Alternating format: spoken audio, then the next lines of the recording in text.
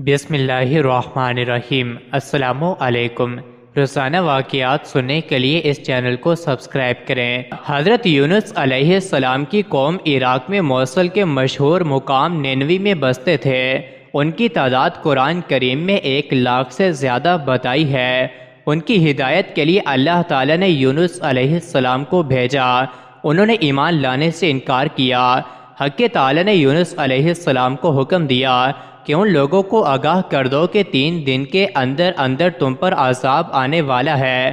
حضرت یونس علیہ السلام نے قوم میں اس کا اعلان کر دیا۔ قوم یونس نے آپس میں مشورہ کیا تو اس پر سب کا اتفاق ہوا کہ ہم نے کبھی حضرت یونس علیہ السلام کو جھوٹ بولتے نہیں دیکھا، اس لیے ان کی بات نظر انداز کرنے کے قابل نہیں۔ مشورے میں یہ طے ہوا کہ یہ دیکھا جائے کہ حضرت یونس علیہ السلام رات کو ہمارے اندر اپنی جگہ مقیم رہتے ہیں تو سمجھ لو کہ کچھ نہیں ہوگا، اور اگر وہ یہاں سے کہیں چلے گئے تو یقین کر لو کہ صبح کو ہم پر عذاب آئے گا۔ حضرت یونس علیہ السلام با ارشاد خداوندی رات کو اس بستی سے نکل گئے۔ صبح ہوئی تو عذاب الہی ایک سیاہ دھوئیں اور بادل کی شکل میں ان کے سروں پر منڈلانے لگا اور فضا آسمانی سے نیچے ان کے قریب ہونے لگا، تو ان کو یقین ہو گیا کہ اب ہم سب ہلاک ہونے والے ہیں۔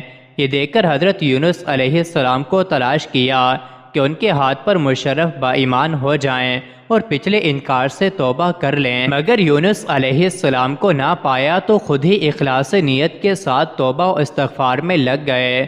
بستی سے ایک میدان میں نکل آئے، عورتیں، بچے اور جانور سب اس میدان میں جمع کر دیے گئے۔ ٹاٹ کے کپڑے پہن کر عجز و زاری کے ساتھ اس میدان میں توبہ کرنے اور عذاب سے پناہ مانگنے میں اس طرح مشغول ہوئے کہ پورا میدان آہو بکا سے گونجنے لگا۔ اللہ تعالیٰ نے ان کی توبہ قبول فرما لی اور عذاب ان سے ہٹا دیا، جیسا کہ آیت میں ذکر کیا گیا ہے۔ یہ عاشوریہ یعنی 10ویں محرم کا دن تھا۔ ادھر حضرت یونس علیہ السلام بستی سے باہر اس انتظار میں تھے کہ اب اس قوم پر عذاب نازل ہوگا۔ ان کے توبہ استغفار کا حال ان کو معلوم نہ تھا۔ جب عذاب ٹل گیا تو ان کو فکر ہوئی کہ مجھے جھوٹا قرار دیا جائے گا، کیونکہ میں نے اعلان کیا تھا کہ 3 دن کے اندر عذاب آ جائے گا۔ اس قوم میں قانون یہ تھا کہ جس شخص کا جھوٹ معلوم ہو اور وہ اپنے کلام پر کوئی شہادت نہیں پیش کرے تو اس کو قتل کر دیا جاتا تھا۔ یونس علیہ السلام کو فکر ہوئی کہ مجھے جھوٹا قرار دے کر قتل کر دیا جائے گا۔ انبیاء ہر گناہ و معصیت سے معصوم ہوتے ہیں، مگر انسانی فطرت و طبیعت سے جدا نہیں ہوتے۔ اس وقت حضرت یونس علیہ السلام کو طبی طور پر یہ ملال ہوا کہ میں نے بحکم الہی اعلان کیا تھا اور اب میں اعلان کی وجہ سے جھوٹا قرار دیا جاؤں گا۔ اپنی جگہ واپس جاؤں کس منہ سے جاؤں اور قوم کے قانون کے مطابق گردن زنی بنو۔ اس رنج و غم اور پریشانی کے عالم میں اس شہر سے نکل جانے کا ارادہ کر کے چل دیے، یہاں تک کہ بحر روم کے کنارے پر پہنچ گئے۔ وہاں ایک کشتی دیکھی جس میں لوگ سوار ہو رہے تھے۔ یونس علیہ السلام کو ان لوگوں نے پہچان لیا اور بغیر کرائے کے سوار کر لیا۔ کشتی روانہ ہو کر جب وسط دریا میں پہنچ گئی تو دفاتر ٹھہر گئی، نہ آگے بڑھتی ہے نہ پیچھے چلتی ہے۔ کشتی والوں نے منادی کی کہ ہماری اس کشتی من جانب اللہ یہی شان ہے کہ جب اس میں کوئی ظالم گناہگار یا بھاگا ہوا غلام سوار ہو جاتا ہے تو یہ کشتی خود بخود رک جاتی ہے۔ اس آدمی کو ظاہر کر دینا چاہیے تاکہ ایک آدمی کی وجہ سے سب پر مصیبت نہ آئے۔ حضرت یونس علیہ السلام بول اٹھے کہ وہ بھاگا ہوا غلام گناہگار میں ہوں، کیونکہ اپنے شہر سے غائب ہو کر کشتی میں سوار ہوا تھا۔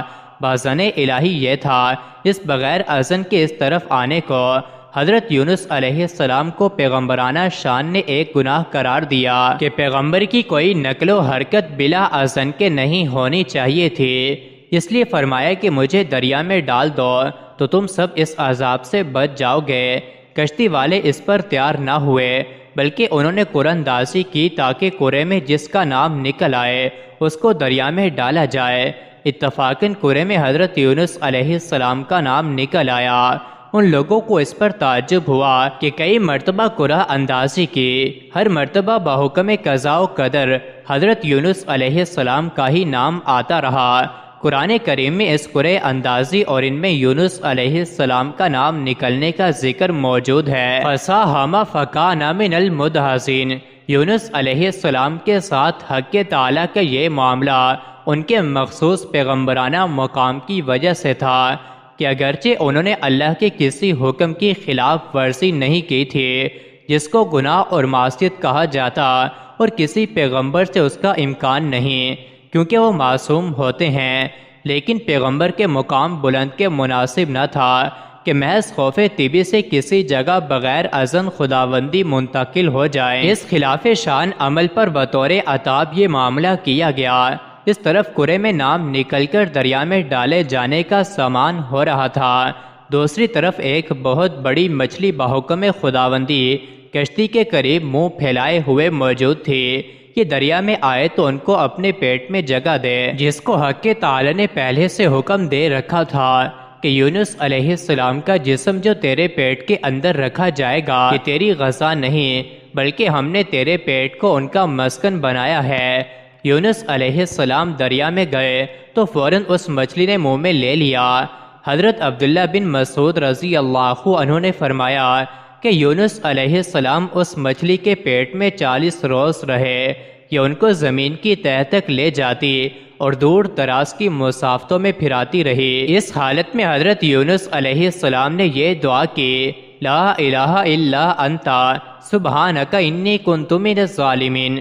اللہ تعالیٰ نے اس دعا کو قبول فرما لیا اور بالکل صحیح و سالم حضرت یونس علیہ السلام کو دریا کے کنارے پر ڈال دیا۔ مچھلی کے پیٹ کی گرمی سے ان کے بدن پر کوئی بال نہ رہا تھا۔ اللہ تعالیٰ نے ان کے قریب ایک کدو لوکی کا درخت اگا دیا جس کے پتوں کا سایہ بھی حضرت یونس علیہ السلام کے لیے ایک راحت بن گیا، اور ایک جنگلی بکری کو اللہ تعالیٰ نے اشارہ فرما دیا کہ وہ صبح و شام ان کے پاس آ کھڑی ہوتی اور وہ اس کا دودھ پی لیتے تھے۔ اس طرح حضرت یونس علیہ السلام کو اس لغزش پر تنبیہ بھی ہو گئی اور بعد میں ان کی قوم کو بھی پورا حال معلوم ہو گیا۔ مزید ایسے ہی ویڈیوز کے لیے چینل کو ضرور سبسکرائب کریں۔